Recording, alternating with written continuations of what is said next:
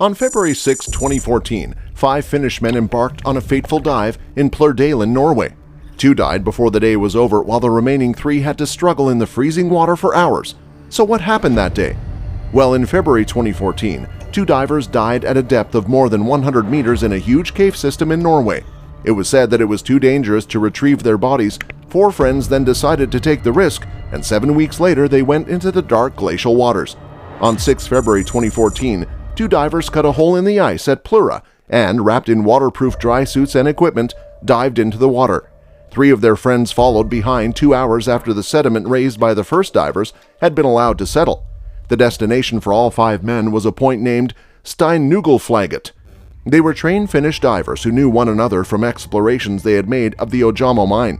As was the custom of the group, no one was in overall command, whereas the first diver to dive in was Patrik Gronqvist, one of the men who had discovered the passage between the caves the year before. He was diving with his excellent friend Jari Huotarinen, attempting the traverse for the first time. This trip was at the extreme end of a dangerous sport. While most amateur divers might limit themselves to dives of between 30 minutes and an hour at a depth of 30 meters, the dive to Steinnugelflaget would be a 5-hour dive. At such temperatures and depths, a tear in a dry suit on the sharp cave floor could immediately result in death. There was also the possibility of equipment failure and hypercapnia. Cave divers use rebreathers, which absorb the carbon dioxide they exhale. Still, these can become overloaded if the divers start breathing quickly, and it is more difficult for them to control their breathing at depth. Hypercapnia can be deadly. Even a mild case can cause confusion and disorientation, which in a deep cave is responsible for serious results. About an hour in, shortly after the pair had glided through the most profound section and were about 110 meters lower than the entrance at the cave, Gronqvist realized Huotarinen was not behind him. He returned and found his friend stuck in a narrow section of the cave, tangled in a cord connected to his equipment. Huotarinen started to panic, meaning he risked breathing too fast.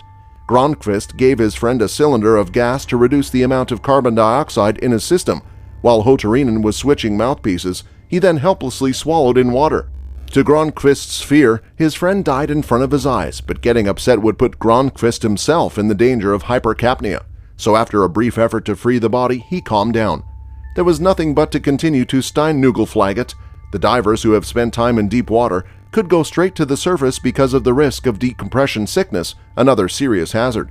The deeper he went, the longer the decompression. As he had stopped to help his friend, after spending about 20 minutes at a depth of 110 meters, Gronqvist knew he was to spend hours making decompression stop before surfacing. Gronqvist also knew that at some point, the second group of divers would find Huotarinen's body blocking their way, and the first diver in the second team was Vesa Rantanen. He met up with Gronqvist. However, Rantanen's struggle to pass Huotarinen's body had added 3 hours to his decompression time. As he started to run low on gas, he was forced to surface 80 minutes early. Soon afterward, he started to suffer mild pains in his knees and elbows. These were the symptoms of decompression sickness, called the bends, and it grew steadily more severe over the next hours. Rantanen then found that while he had been struggling to pass Huotarinen's body, the diver behind him, Jari Uzimaki, was also facing difficulties. The Norwegian police believed Uzimaki got nervous after he reached the scene of the first accident. The fifth and final diver, who was Kai Kankinen, tried unsuccessfully to come to Uzimaki's aid. Later on, when Gronqvist had made his original traverse of the Plura cave in the year 2013, he played with Kai Kankinen along with a third team member, Sami Pakarinen. Sami Pakarinen had trained both the victims and counted them as good friends. Pakarinen felt not able to go in the water to teach. However, he was still unsure what he could usefully do.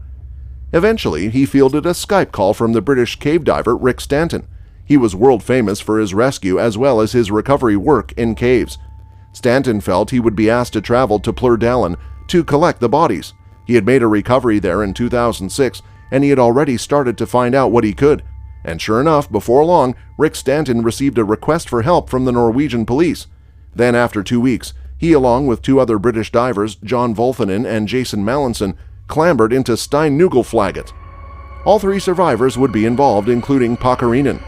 It's pretty well known that some of the world's most challenging peaks were dotted with the bodies of mountaineers whose bodies could not be recovered safely. However, Pakarinen stated that leaving bodies in the Norwegian cave would have been like victims of a car crash on the side of the road. He and his friends also knew there was a chance that part of Northern Europe's most extensive wet cave system would remain closed to the sport forever if they failed. However, the mission had to be planned in secret. It would surely be refused if they asked the Norwegian police for permission. Moreover, they had a distinct advantage over the British rescue team. They had performed the traverse before, so they felt confident that they could reach the bodies from the Plura side and cut Huotarinen's body free as well as guide both of them to the surface. However, this advantage was offset by the fact that the men knew the victims they would rescue. How would they respond when they came to the accident site and had to handle their corpses? So for this very reason, Pakarinen said that the team tried to process all the emotional stuff in mind in the month leading up to the Plura rescue so that when the time came, they could focus on the task at hand, working almost like robots. Now this time they took no chances. Also, the first step in the 5-day operation was to drag more than a ton of gear into the cave at Steinnugelflaget, hoisting it bit by bit up a cable to the mountain. Then the team spent an entire day setting up equipment and leaving 50 cylinders of gas along the route and an underwater habitat on the Plura side. This pocket of air that divers could use during decompression stops, which allowed them to get out of the cold water, take off their masks, and even eat. Now, if the divers found Huotarinen's body impossible to shift, they would have to make the long trip back to the Plura cave, and such a device might be a lifesaver. On the third day, the divers began the recovery itself, slipping again beneath the icy lid of Plura, accompanied by underwater camera operators. But after descending about 85 meters, Kankinen returned.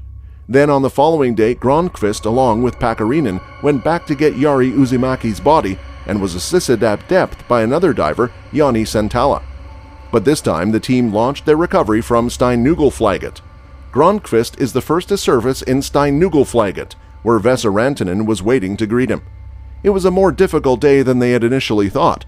This body was more buoyant as well as unwieldy than the first, and Pakarinen came quite close to disaster when a part of the cave fell on him. Then the same afternoon they went to the local police station. Pakarinen said that he sensed the Norwegian police were quite pleased that they had recovered the bodies, but they had to investigate. And after another 6 months before, the group was told that they would face no charges for their illegal dive.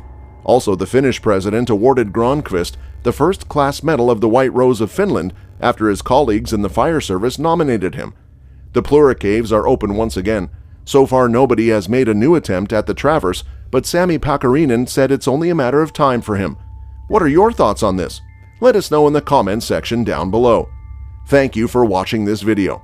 If you found it interesting, take a deep dive into the like and subscribe buttons. Let us know what you thought of it in the comments. We'll see you again soon in another video, if you dare.